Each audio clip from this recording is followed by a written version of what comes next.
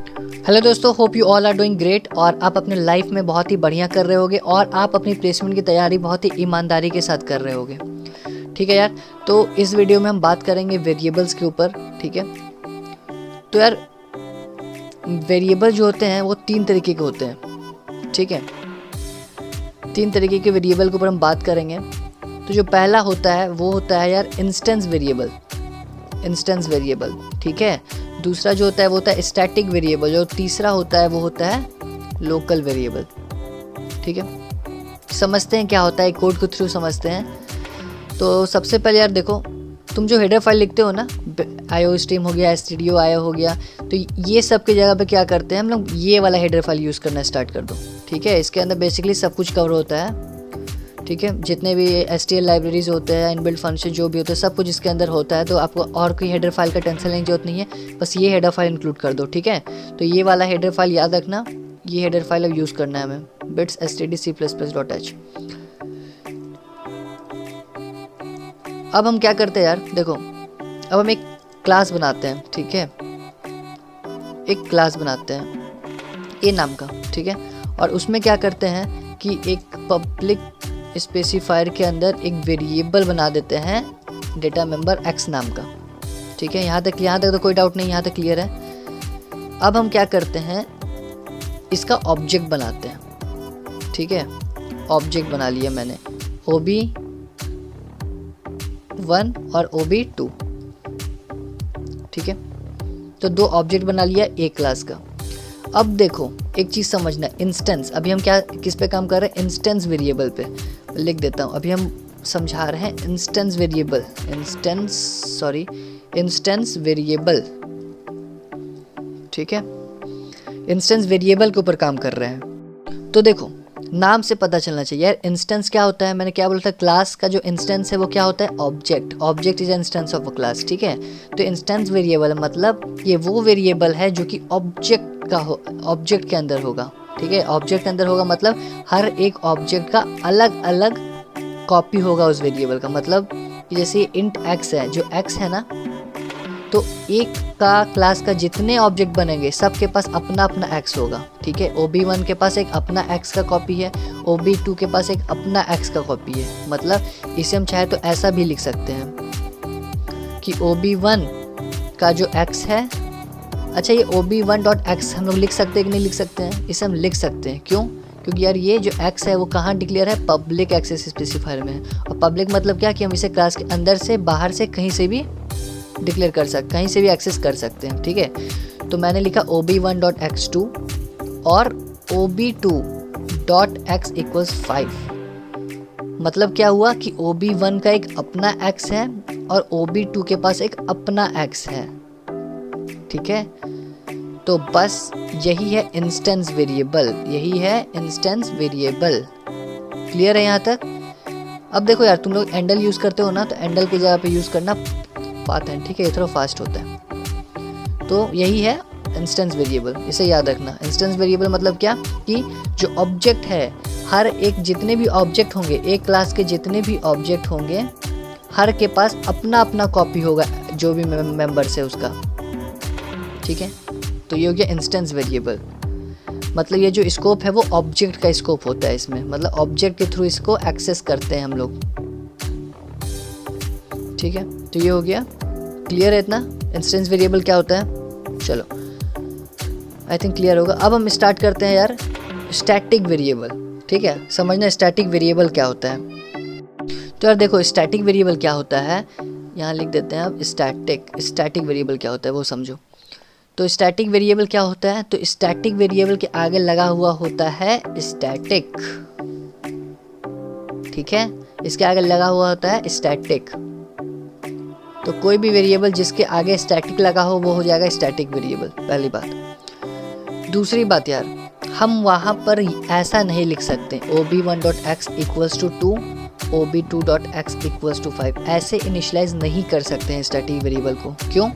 इसलिए नहीं कर सकते हैं कि जो स्टैटिक वेरिएबल है वो क्या होता है, वो जितने भी ऑब्जेक्ट बनाओगे अलग अलग कॉपी नहीं बनेगा, एक ही कॉपी बनेगा। तुम जितने भी ऑब्जेक्ट बना लो, x का कॉपी एक ही रहेगा और और जितने भी ऑब्जेक्ट है सारे ऑब्जेक्ट उसी एक कॉपी को शेयर कर रहे होंगे।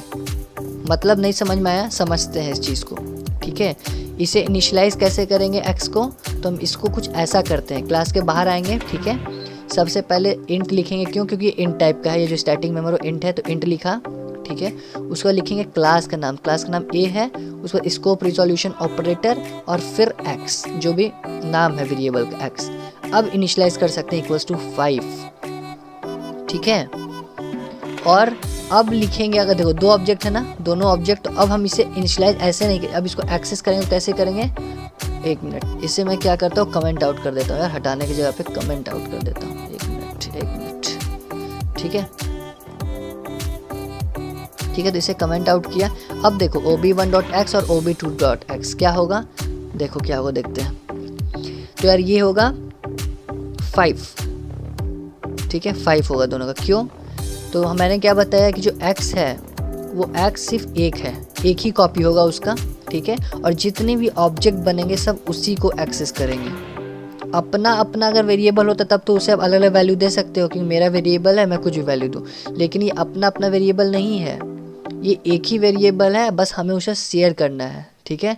तो आप ऐसे ऑब्जेक्ट के हेल्प से उसे चेंज नहीं कर सकते, उसका वैल्यू पहले इनिशियलाइज कर लो, और उसके बाद फिर जितने भी वेरिएबल्स होंगे, जितने भी ऑब्जेक्ट होंगे, सारे उसी को शेयर करेंगे। समझ में आ गया? इंस्टेंस वेरिएबल क्या था? इंस्टेंस वेरिएबल में क्या हो रहा था कि जितने ऑब्जेक्ट बनेंगे हर ऑब्जेक्ट के पास अपना अपना कॉपी होगा वेरिएबल का, ठीक है। लेकिन स्टैटिक वेरिएबल में क्या होता है कि हर एक ऑब्जेक्ट का अलग अलग कॉपी नहीं होगा, वो क्या करेगा, एक ही कॉपी का शेयर कर रहा होगा, एक ही कॉपी को शेयर कर रहा होगा, ठीक है। तो मतलब मान के चलो कि अगर इंस्टेंस होता वेरिएबल, तो इंस्टेंस वेरिएबल अगर होता तो इसका मतलब क्या होता कि जितना ऑब्जेक्ट होगा उतना कॉपी होगा वेरिएबल का, ठीक है। अगर दो ऑब्जेक्ट है ना, तो दो कॉपी होगा इंस्टेंस वेरिएबल का 2 कॉपी होगा, ठीक है। बस ऐसे समझ लो, ठीक है। और अगर स्टैटिक वेरिएबल होगा और अगर तुमने 2 ऑब्जेक्ट बनाया है तो उससे फर्क नहीं पड़ता, कॉपी तो सिर्फ एक ही रहेगा, एक ही कॉपी बना हुआ रहेगा स्टैटिक वेरिएबल का,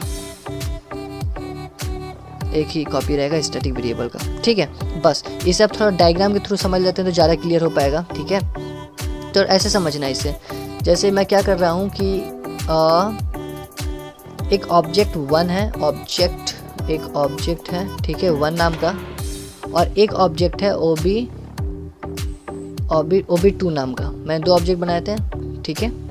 तो अब देखो, अब जो अगर इंस्टेंस वेरिएबल होगा, मैं आई लिख रहा हूँ, ठीक है, इंस्टेंस वेरिएबल अगर a नाम का एक इंस्टेंस वेरिएबल है, तो जितने भी ऑब्जेक्ट बनाएंगे ob1 और ob2 दोनों में a का कॉपी आएगा, ठीक है।